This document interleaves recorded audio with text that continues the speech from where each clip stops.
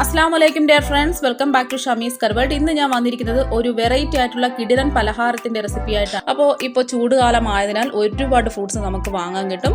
അതിൽ പച്ചമുന്തിരി വെച്ചിട്ട് ഒരു കിടിലൻ മധുര പലഹാരമാണ് ഞാൻ ഉണ്ടാക്കി കാണിക്കുന്നത്. നിങ്ങൾ ഇതുവരെയും ചെയ്ത് നോക്കിയിട്ടില്ലാത്ത അടിപൊളി പലഹാരത്തിന്റെ റെസിപ്പിയാണ്. ഉണ്ടാക്കിയെടുക്കാൻ വളരെ എളുപ്പമാണ്, നല്ല സോഫ്റ്റും ടേസ്റ്റുമാണ്. അപ്പോൾ ഇത് വെറൈറ്റി ആയിട്ടുള്ള ഈ പലഹാരം നമുക്ക് എങ്ങനെ ഉണ്ടാക്കിയെടുക്കാൻ നോക്കാം. നമ്മുടെ ഈ പലഹാരം തയ്യാറാക്കുന്നതിന് വേണ്ടിയിട്ട് ഞാനിവിടെ കുരുവില്ലാത്ത പച്ചമുന്തിരിയാണ് എടുത്തിട്ടുള്ളത്. അപ്പോൾ കുരുവൊന്നുമില്ലാത്ത നല്ല മധുരമുള്ള മുന്തിരി മാത്രം തിരഞ്ഞെടുക്കുക. അപ്പൊ ഞാനിവിടെ എടുത്തിട്ടുള്ളത് 1.5 കപ്പിന്റെ അളവിനാണ്, 250 ml കപ്പിന്. ഫ്ലെയിം ഓണാക്കി ഒരു സോസ് പാൻ വെച്ചെടുത്തിട്ടുണ്ട്. ഇനി ഇതിലോട്ട് ഞാനിവിടെ 1 ടേബിൾ സ്പൂൺ ബട്ടറാണ് ചേർത്ത് കൊടുക്കാൻ പോകുന്നത്. അപ്പൊ ബട്ടർ ചേർത്തതിന് ശേഷം ഫ്ലെയിം നന്നായിട്ട് കുറച്ച് വെച്ച് കൊടുക്കുക.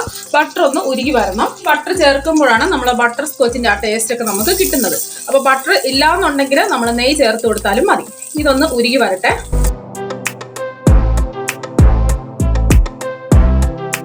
ബട്ടർ നന്നായിട്ട് ഉരുക്കി വന്നിട്ടുണ്ട്. ഫ്ലെയിം നന്നായിട്ട് കുറച്ച് വെച്ചെടുക്കുക. ഇനി ഇതിലോട്ട് 4 ടേബിൾ സ്പൂൺ പഞ്ചസാരയാണ് ഞാൻ എടുത്തിട്ടുള്ളത്. ഇതൊന്ന് വിതറി ഇതുപോലെ ഇട്ട് കൊടുക്കുക. ഫ്ലെയിം സിമ്മിൽ തന്നെ ഇട്ട് വെക്കുക. ഒന്നും ചെയ്യണ്ട, അത് അവിടെ തന്നെ കിടന്ന് അലിഞ്ഞിട്ട് വരണം.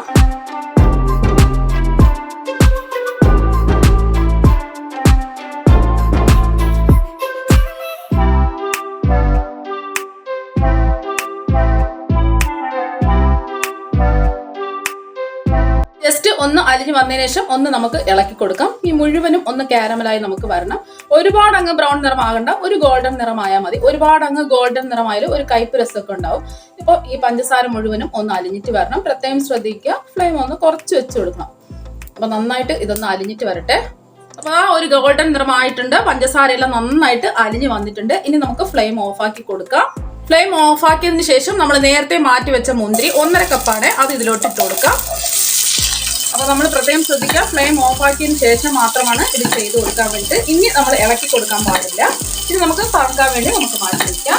അടുത്തതായിട്ട് ഞാനിവിടെ ഒരു മിക്സിംഗ് ബൗൾ എടുത്തിട്ടുണ്ട്. ഇനി ഞാൻ ചേർക്കാൻ പോകുന്നത് ഒരു മുട്ടയാണ് ഞാൻ എടുത്തിട്ടുള്ളത്.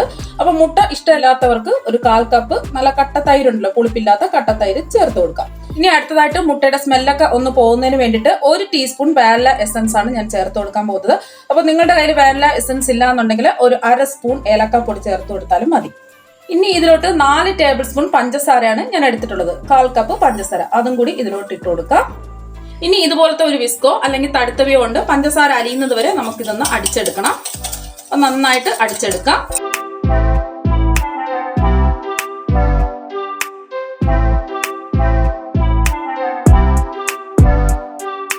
അപ്പൊ പഞ്ചസാര എല്ലാം അലിഞ്ഞ് വന്നിട്ടുണ്ട്. ഒരുപാട് അങ്ങ് പതിഞ്ഞു പോകേണ്ട ആവശ്യമില്ല. അപ്പൊ ഇതാ കണ്ടോ. ഇനി ഇതിലോട്ട് ഞാനിവിടെ 1/4 കപ്പ് സൺഫ്ലവർ ഓയിലാണ് എടുത്തിട്ടുള്ളത്.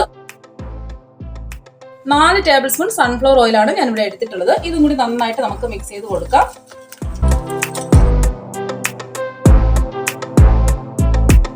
അപ്പൊ ഇതാ നന്നായിട്ട് മിക്സ് ചെയ്ത് എടുത്തിട്ടുണ്ട്.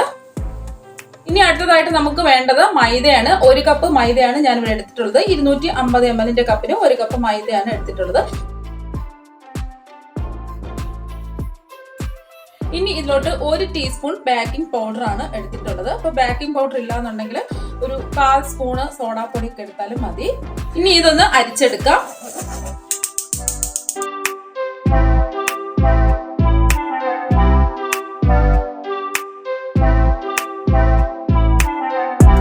അപ്പൊ ഇതാ അരിച്ചെടുത്തിട്ടുണ്ട്. ഇനി ഒരു സ്പാച്ചില ഉണ്ടോ ഒരു തവിയുണ്ടോ ഒന്ന് മിക്സ് ചെയ്ത് കൊടുക്കാം.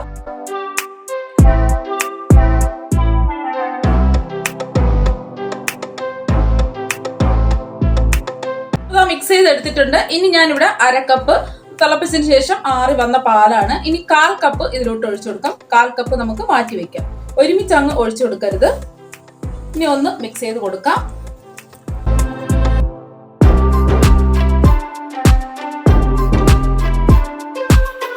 ഇനി ബാക്കി 1/4 കപ്പ് പാലും കൂടി ഒഴിച്ചു കൊടുക്കാം. ഇനി നന്നായിട്ട് മിക്സ് ചെയ്ത് കൊടുക്കാം.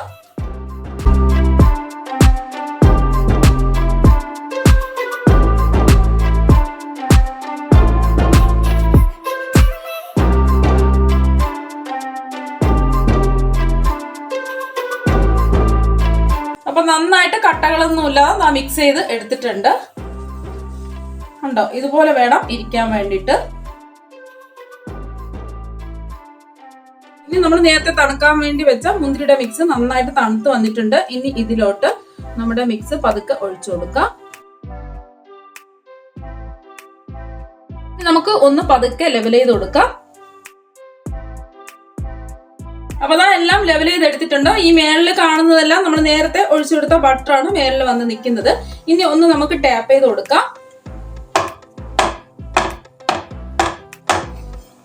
അപ്പൊ ഞാനിവിടെ ഒരു ഇരുമ്പിന്റെ കല്ല് ചൂടാക്കാൻ വെച്ചിട്ടുണ്ട്. ഫ്ലെയിം മീഡിയം ഫ്ലെയിമിലിട്ടിട്ട് ഒന്ന് ചൂടായി വന്നിട്ടുണ്ട്. ഇനി ഫ്ലെയിം നന്നായിട്ട് കുറച്ച് വെച്ച് കൊടുക്കുക. എന്നിട്ട് നമ്മുടെ ഈ മിക്സ് ഇതിലോട്ട് വെച്ച് കൊടുക്കാം. ഇനി ഒന്ന് നമുക്ക് അടച്ചു കൊടുക്കാം. അടച്ചു കൊടുക്കുന്ന സമയത്ത് ഈ ഹോളിൽ എന്തെങ്കിലും വെച്ച് ഒന്ന് അടച്ചു കൊടുക്കാം. ഞാനിവിടെ അലുമിനിയം ഫോയിൽ വെച്ച് ഒന്ന് അടച്ചു കൊടുത്തിട്ടുണ്ട്. ഇനി ഫ്ലെയിം നന്നായിട്ട് കുറച്ച് വെച്ചിട്ട് 20 മുതൽ 30 മിനിറ്റ് വരെ നമുക്കൊന്ന് ബേക്ക് ചെയ്തെടുക്കണം. ഇപ്പൊ ഒരു 25 മിനിറ്റ് ആയിട്ടുണ്ട്. ഇനി നമുക്ക് ഫ്ലെയിം ഓഫ് ആക്കാം. ഫ്ലെയിം നന്നായിട്ട് കുറച്ചിട്ടിട്ടാണ് ഞാൻ വെച്ച് കൊടുത്തിട്ടുള്ളത്. ഇനി നമുക്ക് തുറന്ന് ഒരു ടൂത്ത് പിക്ക് വെച്ച് നമുക്ക് ഒന്ന് കുത്തി നോക്കാം ആയിട്ടുണ്ടോന്ന്. അപ്പൊ അതിലൊന്നും ഒട്ടിപ്പിടിച്ചിട്ടില്ലെങ്കിൽ നല്ലോണം ക്ലിയർ ആയിട്ട് വന്നിട്ടുണ്ട്. അപ്പൊ അതാ വന്നിട്ടുണ്ട്. ഇനി നമുക്ക് ഇത് വേവിക്കേണ്ട ആവശ്യമില്ല. അഥവാ നിങ്ങൾക്ക് ഒട്ടിപ്പിടിക്കുന്നുണ്ടെങ്കിൽ ഒരു 5 മിനിറ്റും കൂടെ ഫ്ലെയിം നന്നായിട്ട് കുറച്ചിട്ടിട്ട് വെച്ച് കൊടുക്കാം. ഇനി നമുക്ക് ഒരു സ്പാച്ചില വെച്ച് ഇതൊന്ന് വിടിയിച്ചു കൊടുക്കാം. എന്നിട്ട് ഒരു പാത്രത്തിലോട്ട് ഡീമോൾഡ് ചെയ്യാം. ഇനി നമുക്ക് ഇത് തുറന്ന് നോക്കാം. നല്ല അടിപൊളി സെറ്റായിട്ട് ഇതാ വന്നിട്ടുണ്ട്. ഇനി നമുക്ക് ഇത് നല്ലോണം തണുത്തതിന് ശേഷം കട്ട് ചെയ്തെടുക്കാം.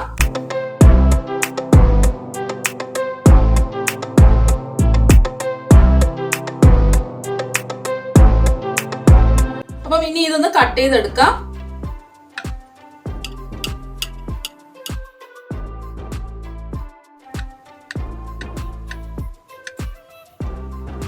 ഇനി നമുക്ക് കട്ട് ചെയ്ത പീസ് എടുക്കാം.